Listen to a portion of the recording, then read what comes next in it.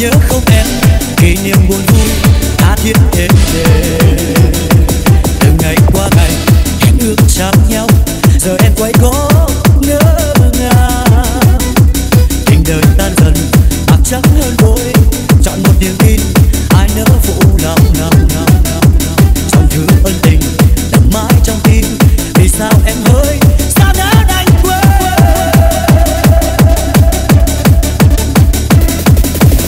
Có dòng sông năm xưa đã một thời yêu em, có dòng sông hôm nay vẫn một lòng yêu em. Em yêu em đã quên một dòng sông.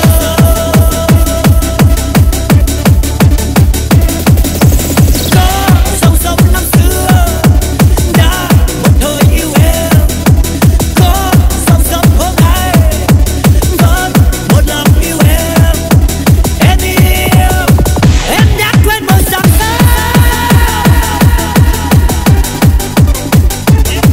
Đêm hôm đơn côi anh chẳng non ai chia đôi phần, một giây mai dẫu có đớn đau vẫn ôm tình em. Ngồi đây với trăng ta lẻ loi, lòng anh nhớ em nơi cuối trời. Dòng sang em ở đây phôi pha vui tình duyên mơ. Một mình anh một lòng đớn đau, tìm em suối anh chẳng khuyên tàn. Lòng anh mong rằng em không quên ở nơi pha.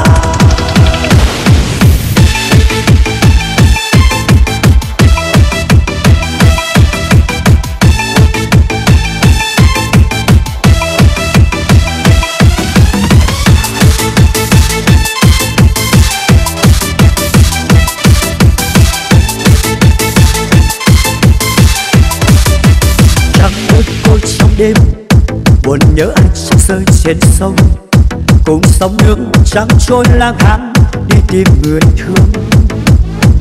Nửa vầng trăng em ơi phía xa, nửa nhớ mong anh đây ngóng chờ, chờ em tới với những nỗi nhớ cho tròn vầng trăng. Người ở đâu chẳng anh lẻ loi, nỡ quên mau yêu thương ngày nào. Vầng trăng heo uống với tiếng thương cho tình vội xa.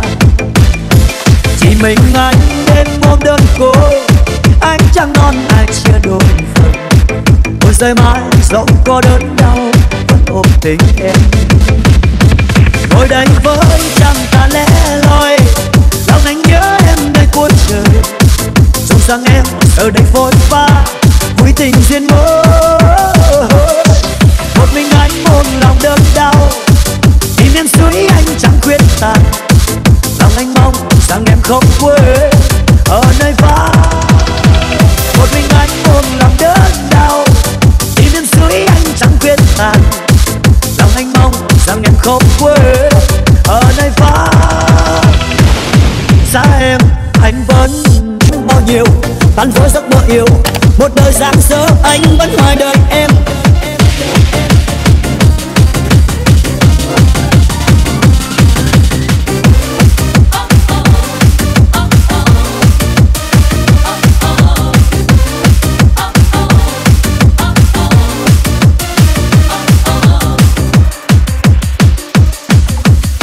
Lòng lắm em biết không, khi em đã từng bước rời xa. Đau lòng quá chẳng vơi đôi, khi mà em xa lánh tình tôi. Em quay lưng để tôi buồn chào bao yêu thương một bờ, giờ đây đã vụt bay. Chẳng bờ với từng đêm mong nhớ những tiếng nước đau đớn nghẹn ngào. Tình đành thế sao người ơi, anh đã chờ cho người trái tim anh đầy, mà sao em nỡ không nhớ thương gì đến anh nơi đây. Anh vẫn không hề đổi thay, vẫn mãi yêu người đắm say, vẫn mãi mong một ngày mai rồi em sẽ về đây. Vầng trăng xưa ấy nay vẫn ấm thầm nóng trong đời chờ, chờ em cho đến muôn kiếp sau tình vẫn không phai mờ. Trăng vẫn ôm từng giấc mơ, vẫn mãi mong tìm ghé mơ, vẫn mãi mong một ngày mai tình thôi hết mơ.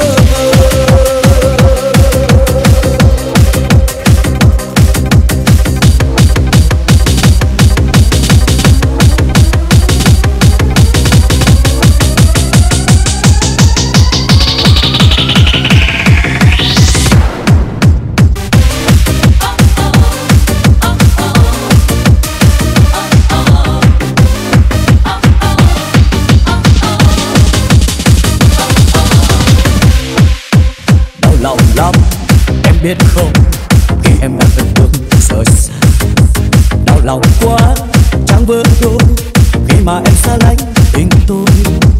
Em quay lưng để tôi tuôn tràn bao yêu thương mộng mơ, giờ đây đã vụt bay. Chẳng bờ vơi từng đêm mong nhớ những tiếng nấc đau đớn nghẹn ngào. Tình đành thế sao? Người ơi anh đã trao hết cho người trái tim anh đây, mà sao em nỡ không nhớ thương gì đến anh đời này? Anh vẫn không hề đổi thay, vẫn mãi yêu người đắm say, vẫn mãi mong một ngày mai rồi em sẽ về.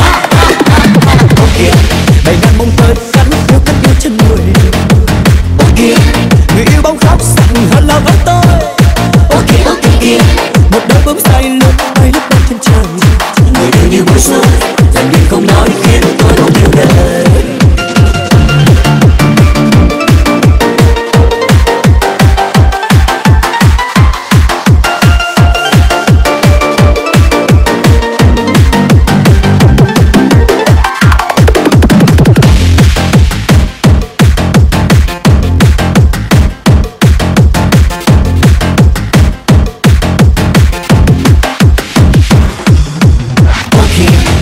Bóng tới yêu nó ra sau nhà.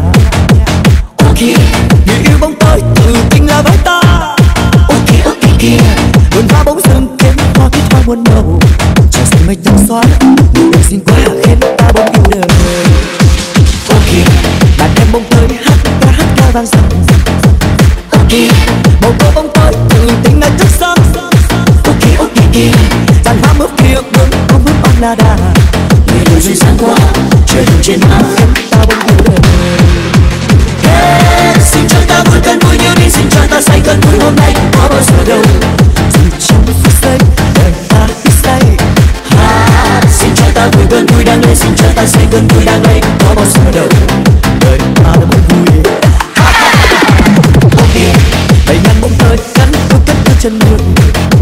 Ô kìa, người yêu bóng khóc rằng hơn là với tôi.